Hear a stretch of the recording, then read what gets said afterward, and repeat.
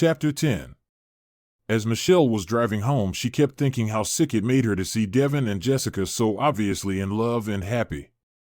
What do they have to be so happy about? She could never make him as happy as I could.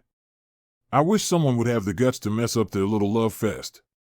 As Michelle spoke those words, she came up with a brilliant idea that would surely not only break up Jessica and Devin for good, but would also tarnish that fake church boy image he had been trying so hard to fool people with. She took her cell phone from her purse and made a quick call. Then Michelle pulled up at the local diner and found a table near the back and waited. About 10 minutes later, she saw who she was looking for. Megan Landers and Michelle had been good friends since high school. What is the meaning of this, getting me up out of my bed, talking like this was an emergency?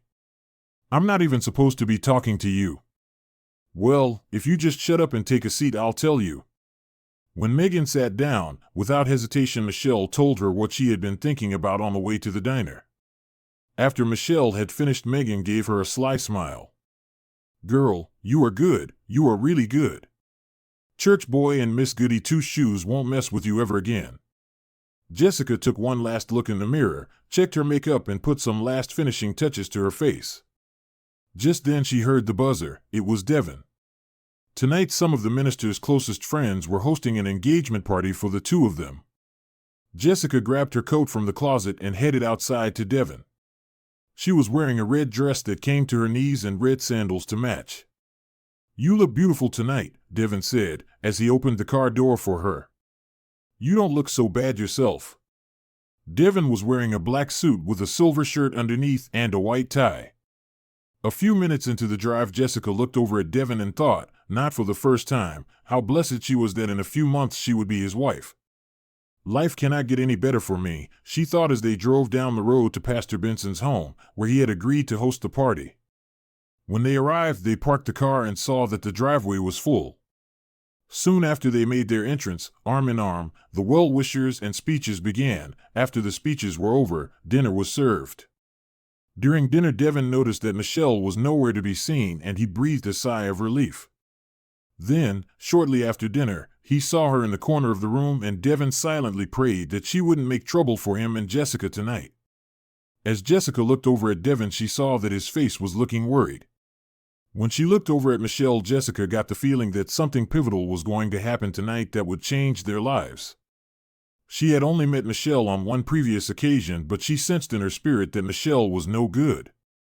Later on in the evening, when Jessica saw that Michelle had gone into the bathroom to fix her makeup, Jessica followed her. Great party, Michelle said, as she applied some blush to her cheeks. Thank you, Jessica replied. Michelle lowered her voice, saying, Listen, the act that you and Devin are pulling may work on everyone else, but you can't fool me. I'm not even going to pretend that I know what your meaning is by that comment, but I will tell you something short, sweet, and simple. Devin has a divine anointing on his life. Mess with that, honey, and you are messing with something more powerful than your small mind could ever conceive of. Trust me, the relationship that I have with Devin will pale in comparison to your tampering with his anointing. The one who will suffer the consequences most will be you. With that, Jessica turned and left the bathroom. Crazy woman, Michelle thought, crazy, crazy woman. At about midnight, the guests started leaving, and pretty soon Jessica, Devin, Michelle, and her mother, and Pastor Benson were the only ones left. Michelle followed her mother into the kitchen.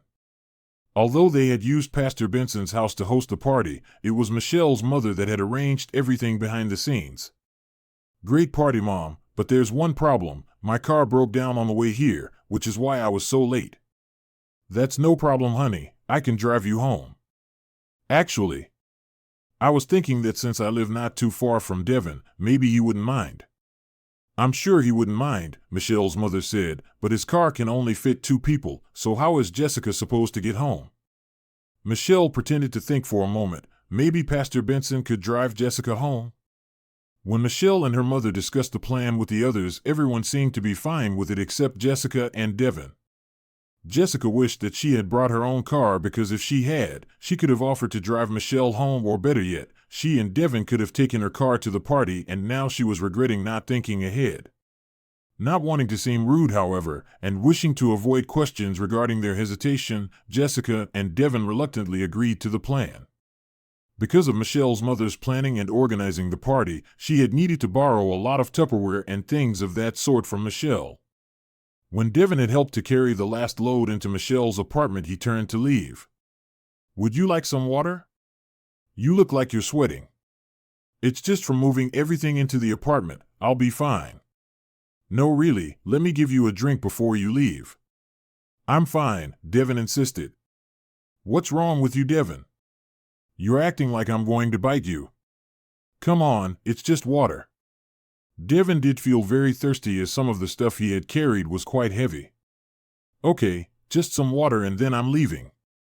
Michelle went to the kitchen and poured some water into a glass. Then, from her purse, she took out the solution that she had bought at the drugstore that evening.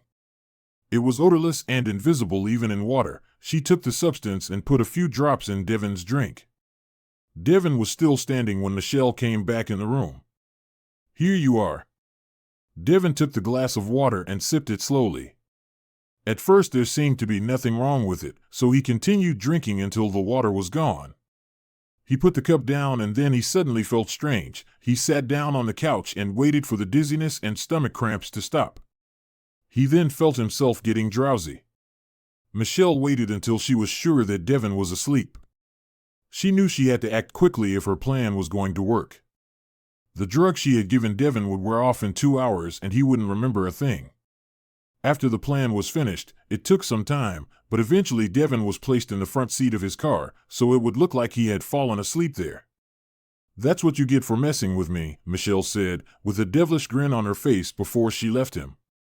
"Sweet dreams, church boy," Megan added as she walked away. Devin began to stir a few hours later. As he slowly opened his eyes, he saw that he was in front of Michelle's. "Man, I must have been really tired to fall asleep after I dropped Michelle home." Devin looked at his watch and saw that it was almost 3:30 a.m. in the morning.